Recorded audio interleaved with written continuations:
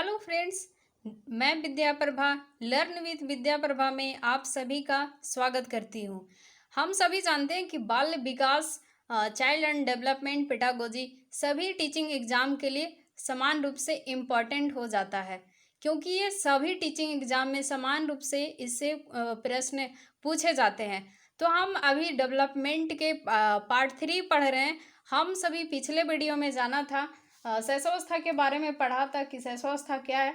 शैशवावस्था की सामान्य विशेषताएं जैसे शारीरिक विकास में तीव्रता, मानसिक विकास में तीव्रता, सीखने में तीव्रता, दोहराने की प्रवृत्ति पाई जाती है, जिज्ञासा की प्रवृत्ति तीव्र होती है, ये सभी पढ़ा था हमने। पर निर्भरता भी पाई जाती है। उसमें आत्म प्रेम की भावना होती है, संवेगों का प्रदर्शन करता है वो। उसमें सामाजिक भावना का विकास होता है, मूल प्रवृत्तियों पर आधारित व्यवहार करता है। उसमें काम प्रवृत्ति भी पाई जाती है और उसमें नैतिकता का अभाव भी होता है। इन सभी बिंदुओं के बारे में पिछले वीडियो में हमने चर्चा किया था। आज हम शिशु शैशवावस्था में शिक्षा के बारे में जानते हैं। थोड़ा सा जो पिछले रह गया था, नैतिकता का अभाव। तो नैतिकता का अभाव क्या होता है? शिशु में नैतिकता का गुण नहीं पाया जाता। क्यों नहीं पाया जाता? क्योंकि शिशु जो हो सही और गलत में फर्क नहीं कर पाता। और हम नैतिकता कहते किसे हैं? तो नैतिकता सही और गलत में बीच के जो फर्क है उसी को हम नैतिकता कहते हैं। ये किसने कहा था? कोहलबर्ग ने। ये कोहलबर्ग की थ्योरी भी हम सभी आगे पढ़ेंगे। लेकिन नैतिकता होता क्या है? सही और गलत में फर्क, जो शिशु नहीं कर सकता, इसलिए उसमें नैतिकता का अभाव हो जाता है।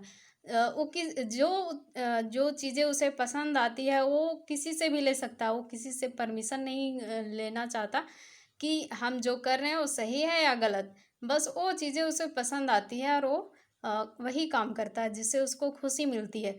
तो सही और गलत में वहाँ फ़र्क नहीं कर पा रहा है, इसलिए हम क्या बोलते हैं कि शिशुओं में नैतिकता का अभाव पाया जाता है। आज हम पढ़ते हैं शैशवावस्था में शिक्षा। शैशवावस्था में शिक्षा, तो वेलेंटाइन ने क्या कहा है? वेलेंटाइन ने कहा कि जो शैशवावस्था है वो सीखने का क्या है? आदर्श काल है। सीखने का क्या है? सबसे उत्तम और सर्वोत्तम काल है। जैसा कि हम सभी ने जाना था कि इसमें ये निर्माण निर्माण काल है।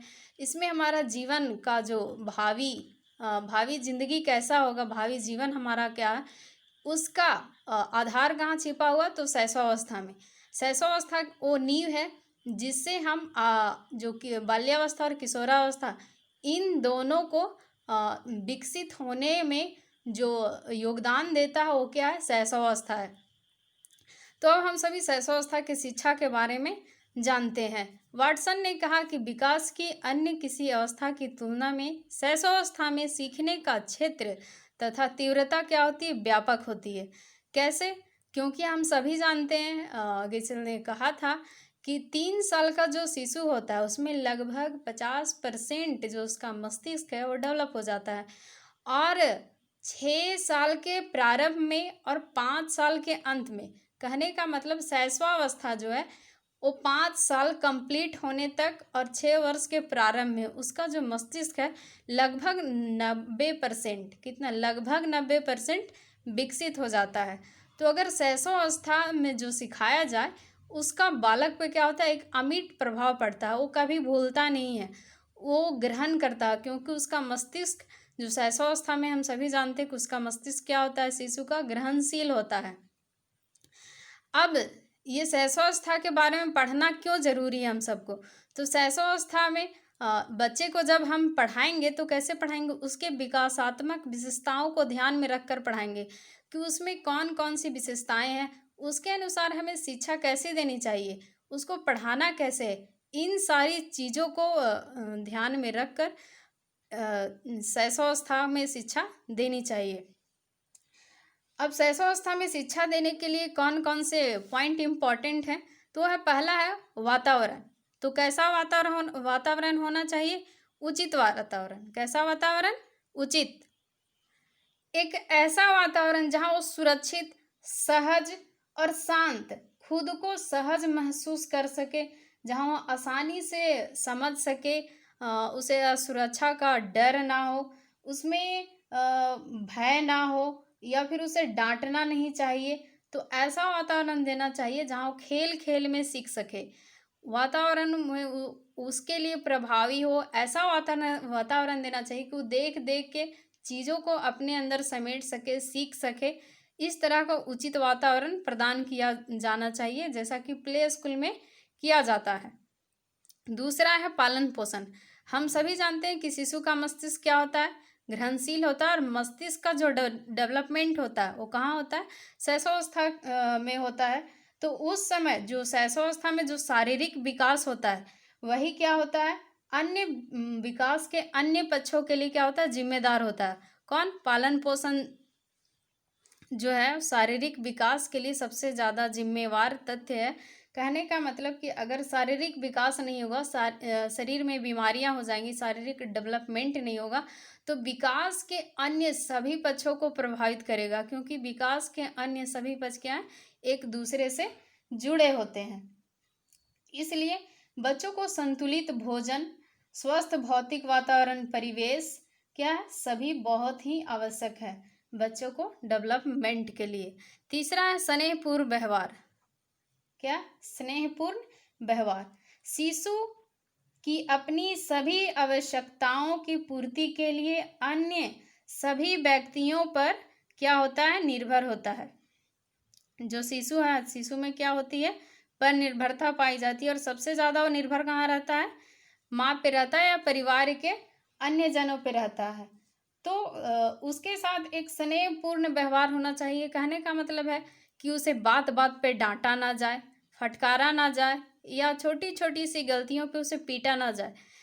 उसे ऐसा वातावरण दे, ऐसा व्यवहार करे, उनके उसके प्रति प्रेम हो, दया हो, उसके साथ शिष्टता, सहयोग का व्यवहार करना चाहिए। किसके साथ? शिशु के साथ, ताकि उसका जो उसके अंदर जो संवेग है, जो वो भी थोड़े अच्छे से विकसित हो सके।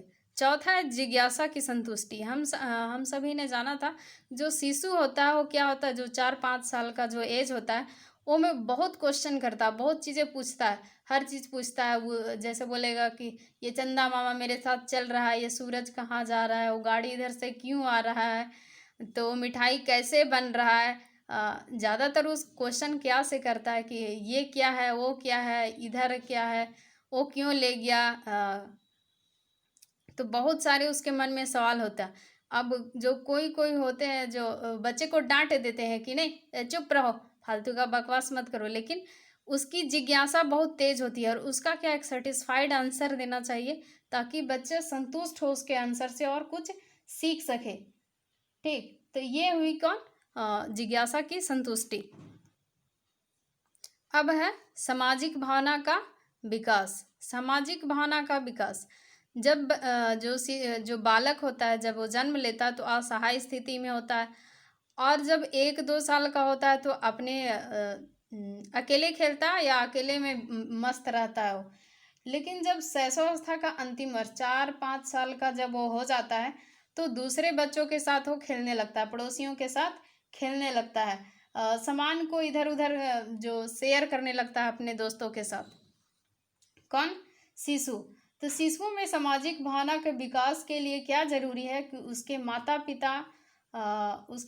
पिता, परिवार, शिक्षक के द्वारा अन्य बालकों के साथ मिलने जुलने, खेल कूद करने, वार्ता करने, सहयोग करने, प्रतिक्रिया करने तथा पढ़ने का उचित अवसर प्रदान करें। जैसे कोई बच्चा है, तो जैसे पेरेंट्स क्या होते हैं, कभी कभी दूसरे शिशु के साथ मिलने जुलने नहीं देते हैं, या फिर कुछ वैसा सोसाइटी का रूल नियम के वजह से कि कोई गंदा बच्चा है तो ऐसा नहीं, या कुछ कुछ भी बोल देते हैं ऐसा, या फिर अपने घर में ही रखते हैं, उसे बाहर किसी से मिलने ही नहीं देते। तो उसमें क्या होता है, सामाजिक डेवलपमेंट नहीं हो पाता उतने अच्छे से।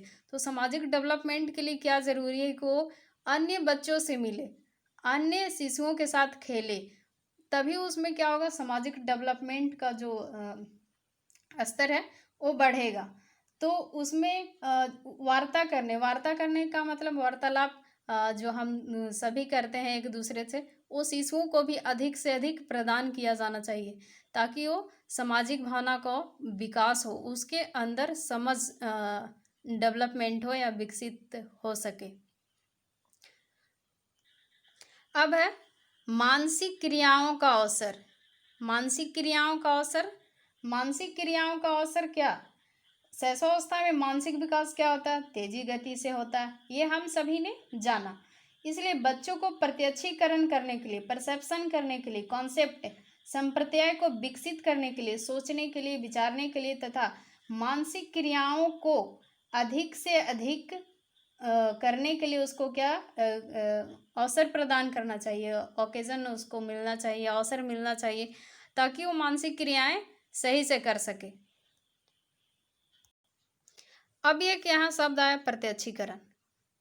क्या? प्रत्यक्षीकरण। तो ये प्रत्यक्षीकरण होता क्या है? प्रत्यक्षीकरण एक ऐसी क्रिया है जिसे जो इंफॉर्मेशन, जो हम सूचनाएं लेते हैं, वो जो हमारा मस्तिष्क है वो क्या करता है, अपने अकॉर्डिंग क्या होता है वो ग्रहण करता है। उसको हम क्या बोलते हैं? परसेप्शन या प्रत्यक्षीकरण बोलते हैं। ठीक, तो आगे वार्तालाप का अवसर। हम अभी बोले कि जो सामाजिक भावना का जो विकास के लिए, उसके लिए क्या जरूरी है? दूसरे लोग, दूसरे बच्चों से मिलना, दूसरे बच्चों से बातचीत करना, ताकि उसमें जो बच्चों का जो भाषाई विकास है, जो भाषा है, वो दूसरे के साथ जब वार्तालाप करेगा उसमें भाषा का भी विकास होगा। जैसे मान लीजिए दो फैमिली है, तो दो फैमिली में एक में दो लोग रहते हैं, एक में 5 लोग रहते हैं। तो जो बातचीत करने का तरीका और जो बातचीत बच्चा जो है वो ज़्यादा कहाँ सीखेगा? तो जहाँ 5 लोग रहते हैं, जहाँ 2 लोग रहते हैं, उसमें जो डेवलपमेंट होगा बोलने का या फिर सामाजिक भावनाओं का, वो क्या होगा? कम होगा अपेक्षाकृत जिस फैमिली में 5 लोग रहते हैं। अब है आत्म प्रदर्शन। आत्म प्रदर्शन क्या है? जो शिशु होते हैं उसमें आत्म प्रदर्शन की भी भावना पाई। आत्म प्रदर्शन में ऐसा अवसर उसको देना चाहिए, जो ये आत्म प्रदर्शन का जो गुण बच्चों में जो पाया जाता है, उसको कुछ ऐसे अवसर प्रदान किए जाए, जैसे वो कविता पाठ करे या छोटी छोटी कहानियाँ या फिर जो मिट्टी के जो खिलौने बनते हैं उसको सिखाना चाहिए, ताकि वो क्या अपना उसके अंदर जो आत्म प्रदर्शन है, खुद से जो करने की जो क्रिया है, वो क्या करे? सीख सके, उसको प्रदर्शित कर सके। उसमें भी क्या होता है? आत्म प्रदर्शन की भावना पाई जाती है। अच्छे आदतों का निर्माण। अब ये अच्छी आदतों का निर्माण से क्या है? व्यक्ति की आदतें ही क्या उनकी भावी जीवन का निर्माण करती है। व्यक्ति की जो आदतें हैं वो क्या करती हैं? भावी जीवन का निर्माण करती है। कौन? हमारी आदतें। तो हमारे माता पिता और परिजन को क्या चाहिए कि शुरू से ही उसके दैनिक व्यवहार में सामाजिक शिष्टाचार की अच्छी आदतें की ओर अग्रसर करनी चाहिए। अच्छी आदतें उसको सिखानी चाहिए कि समाज में हमें कैसे रहना, हमें शिष्टाचार में कैसे रहना, लोगों से हमें बात कैसे करनी है। ये सभी आदतों का निर्माण शैशवावस्था में ये जो परिजन है उसमें शैशवावस्था में उसको ध्यान देना चाहिए, ताकि वह अच्छी आदतों को अपने अंदर समाहित कर सके, समाज के में वो अच्छे से एग्जिस्ट कर सके, मिलजुल के रह सके। छोटी छोटी कहानियाँ सुनानी चाहिए नैतिकता की। उसको बताना चाहिए कि समाज के नियम क्या है, समाज के रूल क्या हैं। तो उसमें क्या होता है, वो समाज के प्रति भी अपना एक दृष्टिकोण बनाएगा, समाज से वो मिला जुला रहेगा। तो ये चीज़ें होती है अच्छी आदतों के निर्माण। अब है व्यक्तिगत विभेदों पर ध्यान। ये व्यक्तिगत विभेद क्या है? तो हम सभी जानते हैं कि सबसे पहले व्यक्तिगत विभेद हेरिडिटी और इन्वायरमेंट से आती है। व्यक्ति विभेद आती कहाँ से है? तो हेरिडिटी और इन्वायरमेंट। अब ये हेरिडिटी और इन्वायरमेंट से क्यों होती है? क्योंकि सभी के माता पिता अलग हैं, इन्वायरमेंट सभी का अलग अलग है। तो जो सभी में गुण क्या होंगे? अलग अलग होंगे। कोई जो बालक है वो तेजी से सीखेगा, कोई बालक है वो क्या धीरे धीरे सीखेगा। तो उसके इन सभी चीज़ों पर ध्यान देकर उसे पढ़ाना चाहिए, उसको शिक्षा प्रदान करनी चाहिए। अब करके सीखने के लिए क्या है? करके सीखने के लिए, तो करके सीखना क्या होता है? जो हमारा एनसीएफ 2005 है वो क्या बोलता है कि बच्चों को कर के सीखने की ओर ज़्यादा जोर देता है। जो खुद से करेगा तो उससे बालक क्या है? जल्दी सीखेगा। उससे बालक क्या करेगा? जल्दी सीखेगा। अ, जब हम बताएंगे जैसे बालक क्या करता है, अग्नि के पास चला जाता है, अब वो हाथ पकड़ लिया तो उसको क्या हो गया? वो जल गया। तो उसको ये बात समझ में आ गई कि अब हमको इसे नहीं छूना है, इससे हमारा नुकसान होता है। अगर हम उसे बार बार बोलेंगे कि इसको बेटा इसे नहीं छुओ नहीं छुओ, लेकिन फिर भी वो छुएगा। लेकिन जब वो करके अनुभव करके देखेगा तो क्या है, वो तुरंत सीखेगा। तो ये सारी छोटी छोटी विशेषताएं, छोटी छोटी बातें देखा, जाना शैशवावस्था के बारे में, शैशवावस्था के शिक्षा के बारे में कि शैशवावस्था क्या है, और बच्चों के लिए या शिक्षकों के लिए या परिजनों के लिए शैशवावस्था के बारे में जानना क्यों ज़रूरी है, उसमें किस तरह की भावनाएं होती है, उसको कैसे सामाजिक भावना का उसमें विकास होता है, उसको मानसिक क्रियाओं का अवसर क्यों देना चाहिए, वार्तालाप का अवसर क्यों देना चाहिए, आत्म प्रदर्शन वो कैसे प्रकट कर सके। तो इन सभी छोटी छोटी बातों के बारे में जाना। अब हम सभी बाल्यावस्था के बारे में जानते हैं। तो बाल्यावस्था क्या है? बाल्यावस्था जन्म के बाद मानव विकास की दूसरी अवस्था है। कौन सी अवस्था है? दूसरी अवस्था, जो शैशवावस्था की समाप्ति के बाद प्रारंभ होती है। बाल्यावस्था जन्म के बाद मानव विकास की दूसरी अवस्था है, जो शैशवावस्था के समाप्ति के बाद प्रारंभ होती है। शैशवावस्था कब से कब तक होती है? तो हम जानते हैं कि शैशवावस्था जन्म से 5 साल, जन्म से 5 साल और 6 साल के शुरुआत तक। कब से कब तक? जन्म से 5 साल तक और 6 साल के प्रारंभ तक क्या होती है? शैशवावस्था होती है। तो बाल्यावस्था जन्म के बाद मानव विकास की दूसरी अवस्था है, जो शैशवावस्था की समाप्ति के बाद और 6ठा वर्ष के पहले प्रारंभ होती है। बाल्यावस्था शैक्षिक दृष्टि से बाल्यावस्था जीवन की एक सर्वाधिक महत्वपूर्ण अवस्था है। शैक्षिक दृष्टिकोण से बाल्यावस्था जीवन की एक सर्वाधिक महत्वपूर्ण अवस्था है। क्यों है?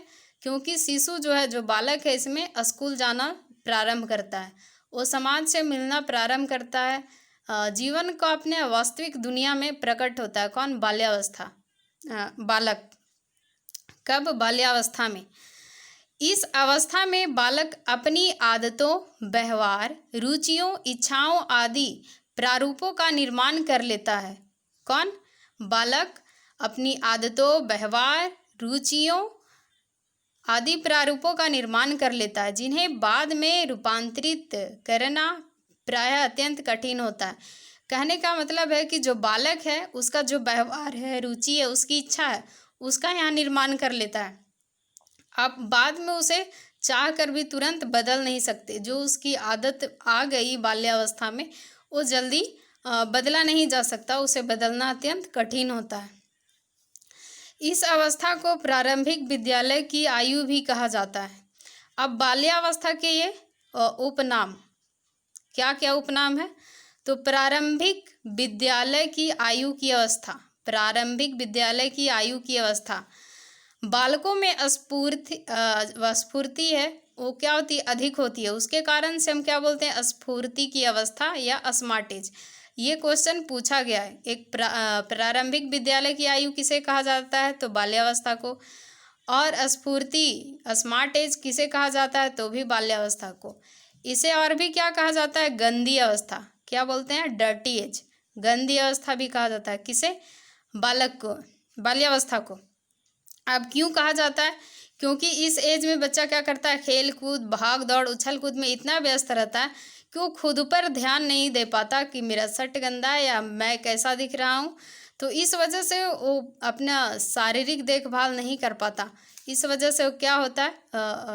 गंदगी में रहता है, या कहे उसमें जो गंदा होता है और लापरवाह जो होता है, उसके वजह से कुछ मनोवैज्ञानिक इसे क्या बोलते हैं? गंदी अवस्था बोलते हैं। किसे? बाल्यावस्था को। तो बाल्यावस्था के 2-3 नाम थे।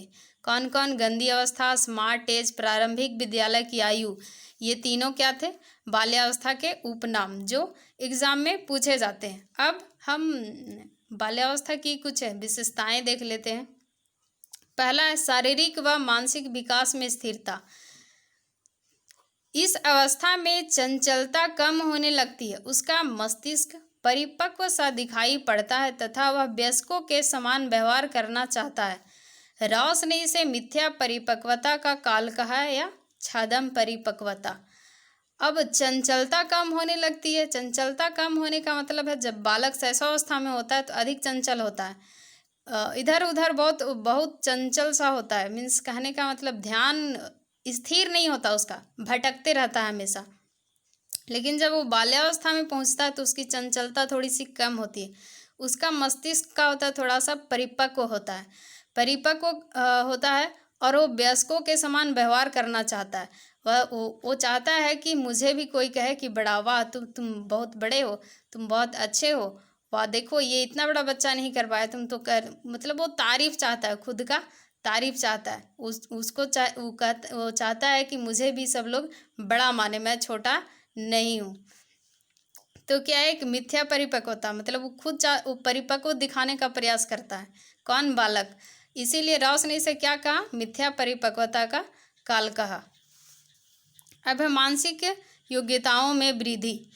इस अवस्था में बालक की संवेदनशीलता, प्रत्यक्षीकरण, जिज्ञासा, स्मरण शक्ति, तर्क शक्ति, सृजनात्मकता, आंकिक क्षमता व वाचन सामर्थ्य आदि योग्यताओं में पर्याप्त वृद्धि होती है। लेकिन उसमें अभी भी चिंतन का अभाव होता है। किस तरह का चिंतन का अभाव होता है? तो अमूर्त चिंतन का अभाव होता है। और पाया क्या जाता है? मूर्त चिंतन। मूर्त चिंतन कब पाया जाता है बच्चों में? तो बाल्यावस्था में पाया जाता है। क्या? मूर्ख चिंतन। उसमें तर्क शक्ति आ जाती है।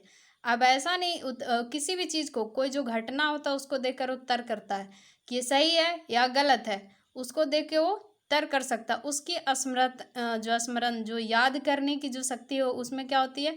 वृद्धि हो जाती है। उसमें क्रिएटिव थिंकिंग आ जाती है। वह अंकों की क्षमता, आंकिक क्षमता का मतलब है 10, 11, 12 ये सारी चीज़ें हैं, वो क्या जानने लगता है। और एक बात यहाँ पे मैं कहना चाहूँगी कि जो बच्चे होते हैं, जो 7 साल के बच्चे होते हैं, वो छोटी छोटी चीज़ें जब वो स्कूल जाते हैं, जो बच्चे होते हैं वो स्कूल जाते हैं, तो छोटी छोटी घटनाएं अपने पेरेंट्स से शेयर करते हैं। कौन? बच्चे जो 7 साल के, 8 साल के बच्चे क्या करते हैं? छोटी छोटी कहानियाँ सुनाना उन्हें बहुत ज़्यादा पसंद होता है। तो कहानियाँ सुनाएंगे अपने दोस्तों को, भाई बहनों को या माता पिता को, कहानी सुनाना प्रारंभ कर देते हैं। 8 साल में जो बच्चे होते हैं वो कहानियाँ सुनाना पसंद करते हैं। 7 साल में वो अपने पेरेंट्स को बात बताते हैं, छोटी छोटी बात की मम्मी पापा ये जो वो देखा है वो बोलना शुरू करता है। लेकिन जब वो 9 साल का होता है तो जो ये जो टाइम है, जैसे हम शैशवावस्था में बच्चे को पूछते हैं कि बता बेटा अभी टाइम कितना हुआ, कितना बजकर कितना मिनट और कितना सेकंड हुआ, तो बता नहीं पाता है। लेकिन जब वो 9 साल का हो जाता है तो ये समय, संख्या और तिथि, ईयर, ये सभी जितने इन सभी चीज़ों के बारे में वह बता पाता है। ये एग्ज़ाम में पूछा हुआ प्रश्न भी है कि बच्चा जो है तिथि, समय, तारीख ये सब कब बताना प्रारंभ करता है या कब बताता है, समय और तारीख जो होता है। तो 9 साल की अवस्था में क्या जो बच्चा है वो क्या करता है? बता देता है। अब है जिज्ञासा की प्रबलता। शैशवावस्था में बालक द्वारा पूछे जाने वाले जिज्ञासा प्रश्न साधारण होते हैं। साधारण कहने का मतलब कि क्या है, हर चीज़ के बारे में बच्चा पूछता है क्या है। लेकिन अब जब वह विभिन्न वस्तुओं के बारे में पूछता है कि वो क्या है, लेकिन इसके बारे में जानकारी प्राप्त करता है कि जो चीज़ भी वस्तु को देख रहा है वो क्या है। लेकिन जब वो बाल्यावस्था में पहुंचता है तो क्यों और कैसे का प्रश्न पूछता है। कैसा प्रश्न पूछता है? क्यों, ये कोई भी वस्तु है तो क्यों है, और यह कैसा है, इसके बारे में वो अधिक प्रश्न पूछता है। कौन? बच्चा। विभिन्न विषयों से संबंधित विस्तृत सूचनाएं प्राप्त करके कार्य कारण संबंधों को समझना चाहता है। जब कोई भी वस्तु, क्योंकि जो बच्चा होता है उसमें क्या होता है? मूर्त चिंतन होता है। जो चीज़ें देखता है उसके बारे में वो तर्क करता है, उसके बारे में वो कारण जानने का प्रयास करता है और उससे रिलेशन बैठाता है कि ये घटना हुई तो क्यों हुई और क्यों हुई, इसके बारे में वो वर्णन कर सकता है। कौन? बच्चा जो है। अब आत्मनिर्भरता की भावना।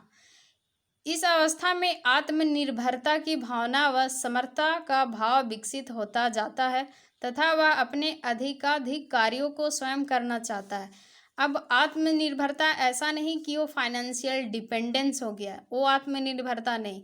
शैशवावस्था में क्या होता है, उसको मम्मी खाना खिलाती है, कपड़ा पहनाती है, स्कूल बैग लेकर खुद पहुंचाती है। लेकिन जब बच्चा बाल्यावस्था में पहुंचता है तो खुद से बैग लेगा, टिफिन लेगा, खुद से नहाने का प्रयास करेगा, खुद से तैयार होगा और स्कूल जाएगा खुद से।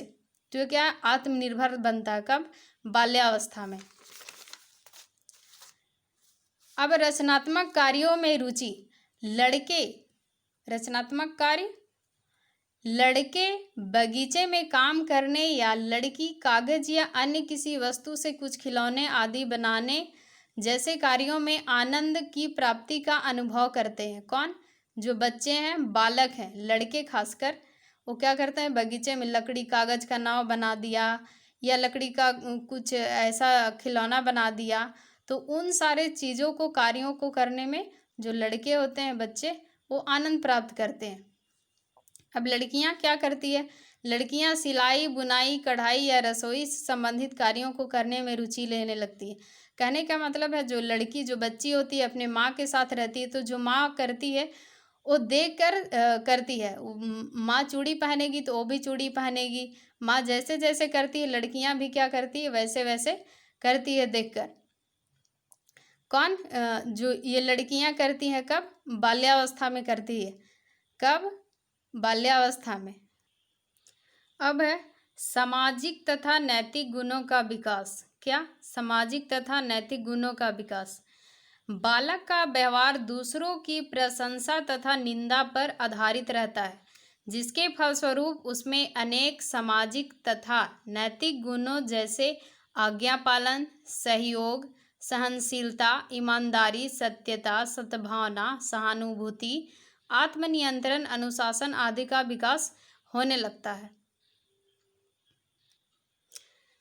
ये प्रशंसा तथा निंदा, ये क्या है, कोई बालक है, जैसे ये कोई बालक है, अब मैंने इसकी क्या की, प्रशंसा कर दी, तो ये क्या हो जाएगा, खुश हो जाएगा। और आप जो जो बोलेंगे, आज्ञा देंगे, वो करेगा। आपको जो उसको सहयोग बोलेंगे, बेटा ये करो, तो वो भी करेगा। सहनशीलता होगी, उसको ईमानदारी से वो काम को करेगा, उसमें सद्भावना बढ़ेगी, वो सच बोलेगा अगर उसकी आप प्रशंसा करेंगे तो। लेकिन अगर उसकी निंदा करेंगे तो गलत काम भी करेगा, वो झूठ भी बोलेगा। तो झूठ बोलने की जो प्रवृत्ति होती है वो बाल्यावस्था से शुरू हो जाती है। वो शैशवावस्था में तो उसकी दोस्त भी नहीं होती और वो झूठ भी नहीं बोलता। लेकिन जब बाल्यावस्था में पहुंचता है और निंदा करेंगे आप, तो आपके साथ उसी तरह का वो व्यवहार करेगा, वो झूठ भी बोलना शुरू कर देगा। अब है सामूहिक प्रवृत्ति की प्रबलता। तो ये क्या है, इस अवस्था में बालक बालिकाओं में सामूहिक प्रवृत्ति की प्रबलता पाई जाती है या प्रबलता उसमें होती है। इस अवस्था में बालक प्रायः किसी ना किसी अस्थायी समूह का सदस्य बन जाता है। उस समूह के सभी सदस्य मिलकर खेल खेलते हैं अथवा इस तरह के अन्य कार्य करते हैं। इस अवस्था में बालक समूह में रहकर विभिन्न क्रियाकलाप प्राप्त करना चाहता है। कहने का मतलब है कि बाल्यावस्था में बालक क्या करता है, टोली में रहना पसंद करता है। वो जब शैशवावस्था में होता है तो घर के, परिवार के सदस्यों के साथ रहना ज़्यादा पसंद करता है। लेकिन इसमें टोली में रहना और घर से बाहर दोस्तों के साथ खेलना उसे बहुत ज़्यादा पसंद होता है। इस टोली में 5, 10, 6, 7 जो भी बच्चे हैं वो टोली में रहना पसंद करते हैं।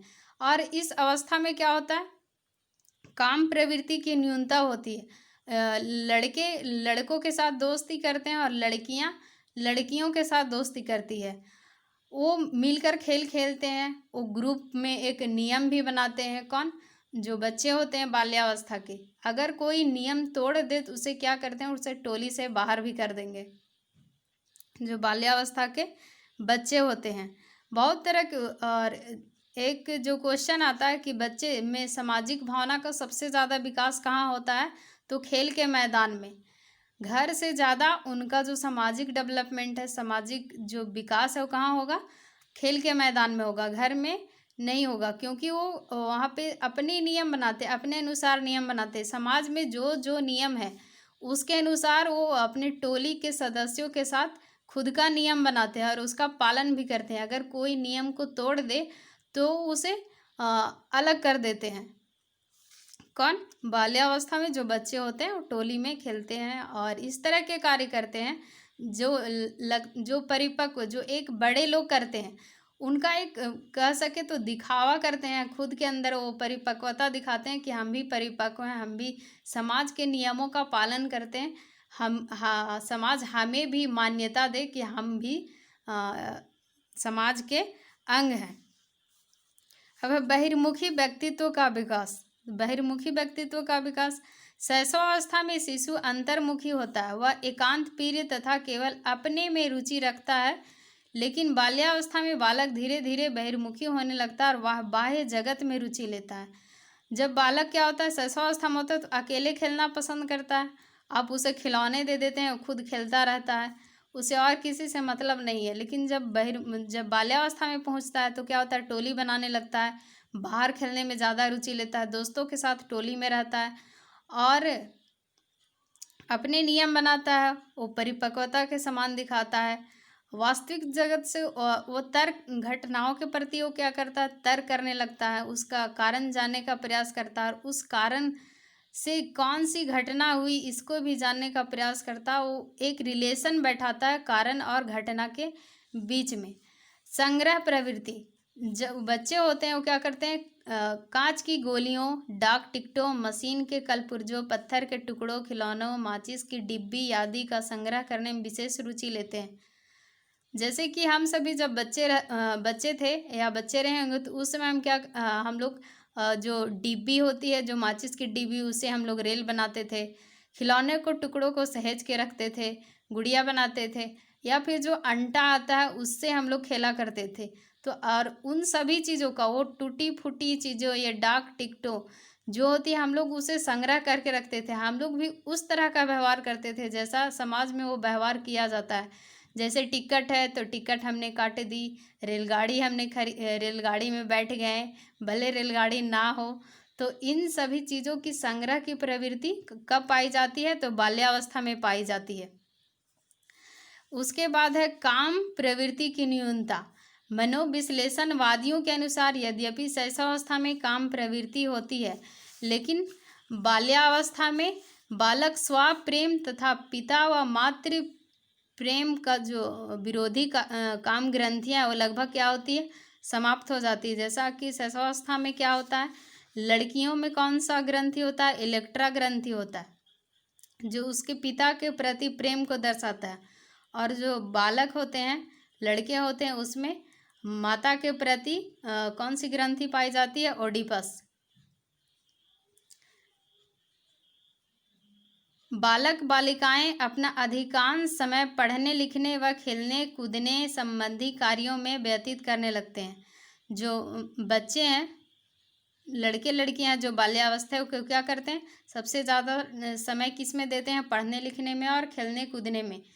क्योंकि जो बाल्यावस्था है वो क्या है, बालकों की निर्माण काल की आयु है, या कहें तो इस अवस्था में उसे हम जो बनाना चाहें वो हम बना सकते हैं। कहने का मतलब जो स्कूल जब जाते हैं, वो जो पढ़ते लिखते हैं उसमें उनमें ध्यान अधिक तो होता, उसमें जो काम भावना है या फिर अन्य चीज़ें हैं वो सभी नहीं होती। किसमें, बाल्यावस्था में। अगर निर्माण काल का अगर एग्ज़ाम में पूछ ले तो शैशवावस्था निर्माण काल है, आधार है, नींव है।